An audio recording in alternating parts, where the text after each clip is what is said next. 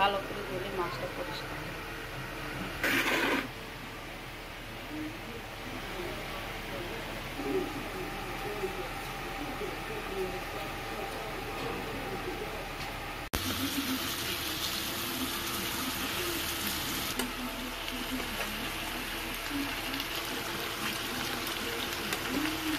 পাঙাশ মাছ খাই না, তারপরেও মনে করো যে আজকে পাঙাশ মাছের রান্নাটা দেখে আমার খাইতে মন চাচ্ছে।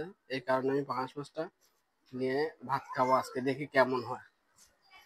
পাঙাশ মাছের কালারটা অনেক সুন্দর একটা কালার, দেখি খুবই সুস্বাদু খাবার দেখা যাচ্ছে।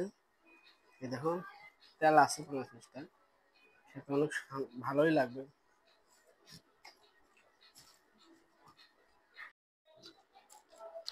আমার মেয়ে, আমি যখন খাবার খাই তখন আমার মেয়ে সবসময় আমার কাছেই থাকে, আর বাইরেও যাইতে দেয় না। আমরা শুধু শার্ট প্যান্ট পরা দেখলেই আমার কলে এসে বসবে, যাতে ভাবছে আমি চলে যাই, সবসময় যাই তার জন্য।